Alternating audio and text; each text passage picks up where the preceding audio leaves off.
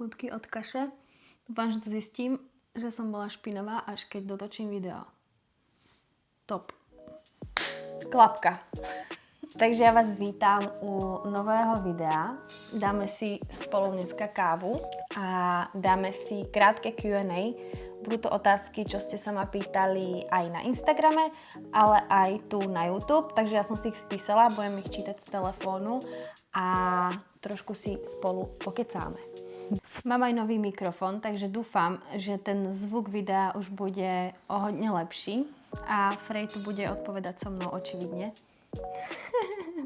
Takže otázka číslo 1 za 3 bludišťáky. Frej, som vtipná alebo trapná? Takže prvá otázka. Ako máš rozdelené tréningy, keď 4-krát do týždňa trénuješ nohy? No, toto je vec, ktorú sa ma pýtajú celkom často. Ono to znie hrozne crazy, že mám 4-krát do týždňa nohy a málo kto si to vie v podstate predstaviť. Chápem. Ale ja nemám taký veľký objem práce a moje tréningy trvajú cca hodinku 15. Jeden mám dokonca taký, ktorý trvá asi 45 minút. Takže ten objem práce není obrovský. Mám maximálne 2 pracovné série. A keď sa bavíme o cvikoch, tak sú 4, myslím si, že max, možno nejaký 5. doplnkový. Rozvrhnúť tréning pre wellnessku chce určite viac premýšľania, viac nejakej stratégie, pretože áno, väčšinou trénujeme iba tie nohy, pokiaľ máme samozrejme dostatočne vyvinuté tie vršky, ako potrebujeme mať, ale ja bohužiaľ potrebujem v podstate stiahnuť trošičku ten vršok, takže mám maximálne, myslím, 2 cviky na ramená, 3, 2, nejaké zadné delty tam sú ešte. A to je všetko, ale samozrejme aj tie samotné nohy mám dobre rozdelené a dobre strategicky rozmiestnené počas toho týždňa. Dôležitý je pre mňa určite aj rest day, ktorý potrebujem mať plnohodnotný a samozrejme k tomu, aby som dobre regenerovala a dokázala utrénovať 4-krát nohy do týždňa, tak potrebujem kvalitný spánok, dostatok jedla. Ale bavme sa aj o tom, že ja už mám nejaký tréningový level, už som na niečo zvyknutá, takže pre mňa osobne to nie je problém, ale k tomuto sa treba podľa mňa postupne dopracovať. Druhá otázka. Koľko kardia preferuješ v príprave? Ideálne žiadne. Áno, v podstate ideálne žiadne, pretože kardio len je nejaký nástroj. Hej, a treba ho proste strategicky nejako využívať. A samozrejme, čím menej kardia, tým viac energie môžeš venovať radšej krokom vonku, alebo proste celkovo tú energiu vložiť radšej do toho silového tréningu. Takže s kardiom treba postupne nejako pracovať, netreba si proste vyťahnuť všetky karty na stôl i hneď. A to, že sme v diete, alebo to, že ideme na súťažnú prípravu, tak neznamená, že proste to kardio tam ako keby musí byť. Áno, my ním proste navyšujeme nejako ten výdaj, takže kvázi ten príjem sa nemusí toľko sťahovať, ale proste je to len nejaký nástroj. Ja sama som teraz v poslednej príprave mala kardia v podstate minimálne. Sama som si ho pýtala a nebolo mi ho moc dané.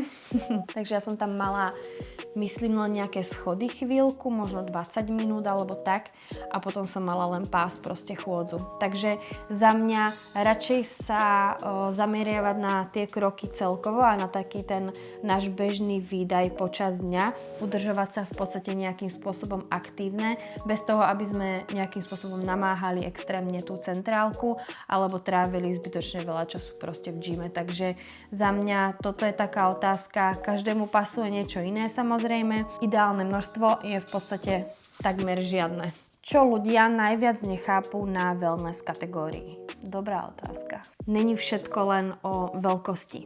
Neznamená to, že mám veľké nohy alebo zadok, tak som proste ideálna wellnesska. Vždy je to o celkových tých proporciách, proste o nejakej aj estetike, takže neznamená to, že čím väčšia, tým lepšia. Mne samotnej chýba extrémne veľa hmoty ešte, ale napríklad to, že mám hrozne úzky pás, že mám zachovanú nejakú ženskosť, je podľa mňa moja obrovská výhoda. Ktorú otázku dostávaš stále dokola, ktorú by si najradšej už nepočula? Čo ideš dnes cvičiť? Jo, ako... Asi keď sa mňa niekto neustále pýta, že čo mám dneska za tréning, čo idem cvičiť, tak proste len nohy. Cvičím len nohy.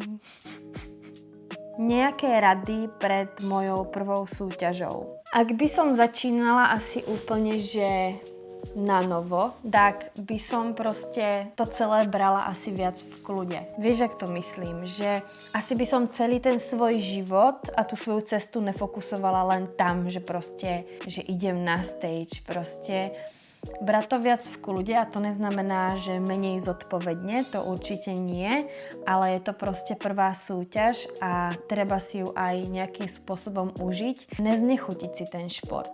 A toto je jedna z vecí, ktorú sa snažím proste predať tým mojim babám pri tej prvej našej príprave, že proste fakt ich vediem v kľude, radšej proste tá dieta nech je nejakým spôsobom dlhšia, s nejakými diet breakami.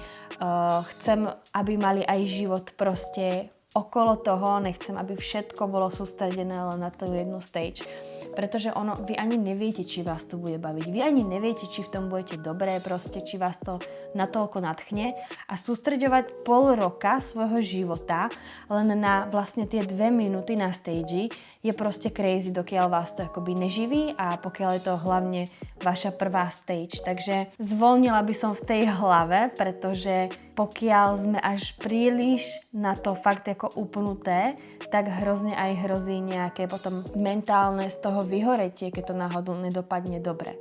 Nehovorím neprísť pripravená alebo nevložiť do toho svoje maximum, ale brať to tak ako, že chill girl, je to len stage, je to tvoja prvá príprava, hlavne si to užij, maj tam ľudí naokolo, ktorých máš rada, proste vytvor si okolo toho proste pekné spomienky a ne spomienky typu Ježišmaria, hrozne som trpela v diete a stratila som menštruáciu a proste tréningy boli peklo a podobne. Toto proste nechceš. Nechceš si znechutiť tento šport hneď na začiatku. No a tu sa dostávame k otázke na mňa a aké sú moje súťažné plány. Tí, čo ma sledujete na Instagrame, asi viete, že aktuálne som v nejakej push fáze, čo znamená, že sa snažím naberať hmotu. Takže moja neveľmi obľúbená fáza. Čaká nás zhruba ešte nejakých asi dosť času, nejakých podľa mňa aj 30 týždňov.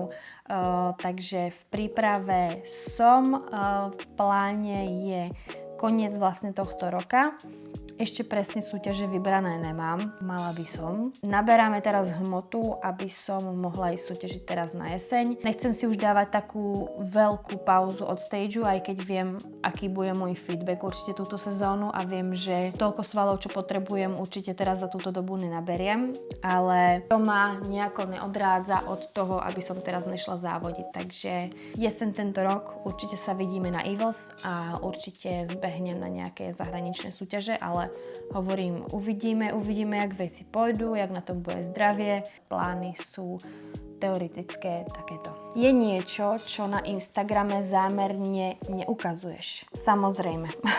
Veľmi si podľa mňa tento rok chránim nejakým spôsobom svoje súkromie, takže nedávam na Instagram veľmi svoj nejaký osobný život alebo vzťahy. Veľa vecí aj z môjho voľného času proste sem nedávam, keďže voľný čas proste nejsom toľko na tom telefóne, takže ani veci zdokumentované nemám a som aj veľmi rada mimo sieti a nemyslím si, že úplne všetko proste patrí na Instagram, takže hej, chránim si svoje súkromie a tento rok na to proste veľmi dbám a je to proste pre mňa dôležité. Zaujímali by ma úpravy jedálničku na základe cyklu. Toto je teda ako veľmi komplexná otázka, budem sa snažiť odpovedať nejako v podstate stručne, aby ste mali predstavu. Ja jedálniček úplne dramaticky nemením na základe cyklu, ale určite rešpektujem fázu, v ktorej sa tá žena nachádza. Pokiaľ aj trpíš PMS a prípadne nejakými veľkými bolestiami alebo chuťami na sladké, klasika, tak dá sa v podstate s tým nejakým spôsobom pracovať,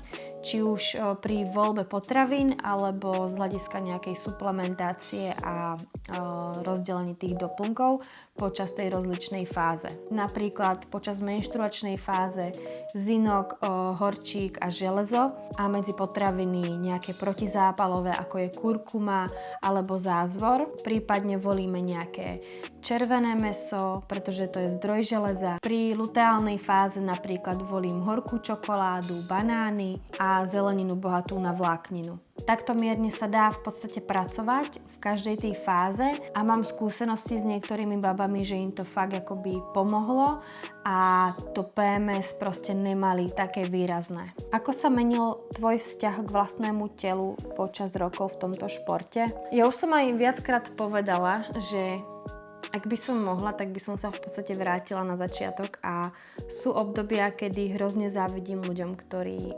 nesúťažia.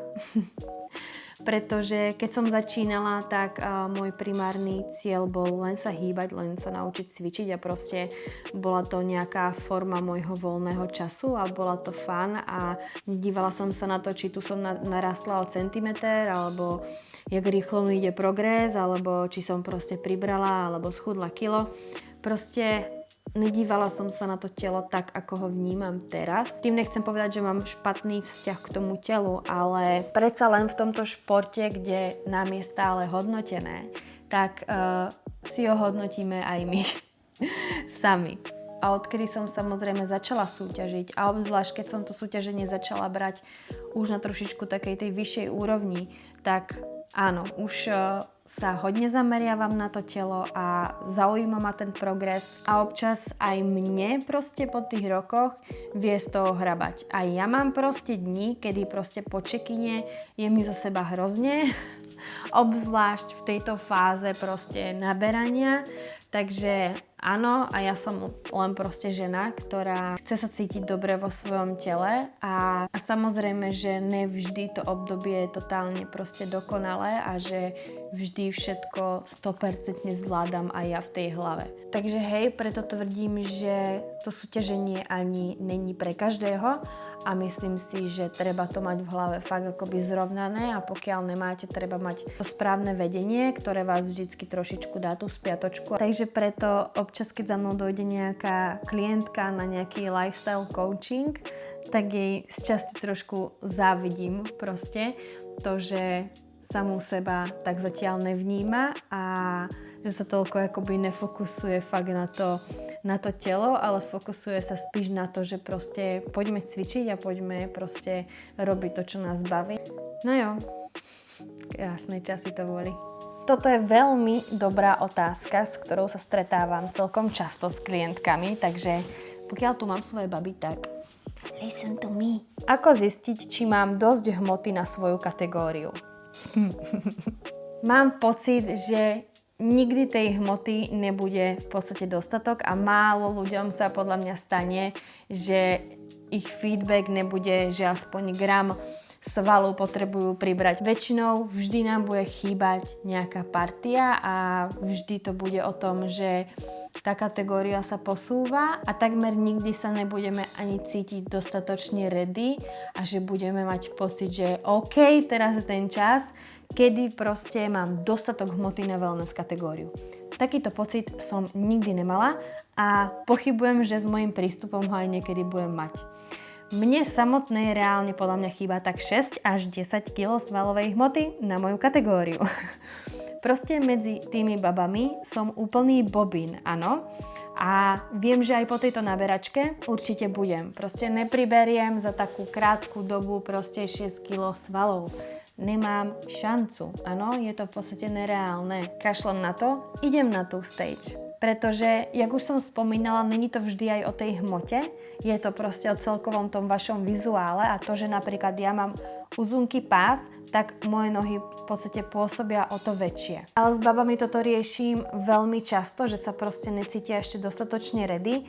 Ja nehovorím to, že by ste nemali koľkokrát aj počkať, že pokiaľ fakt nemáte nejaký základ svalový, tak určite treba počkať a dať si rok, 2 na čas, pretože tá stage nikam neutečie, ona tu proste bude aj ďalší rok, aj za 2, takže ja nehovorím, že ponáhľať sa a ísť okamžite na stage, a to vôbec nie, ale len hovorím, že pokiaľ hľadáme ten pocit, že sa budeme cítiť dostatočne ready, tak je to podľa mňa vec, ktorá nikdy takmer nepríde. Ja som sa nikdy necítila ready na svoju kategóriu, nebudem sa cítiť ready ani tento rok, proste viem, jaké baby tam so mnou proste stáli teraz a pokaždé som vydesená, keď ich vidím.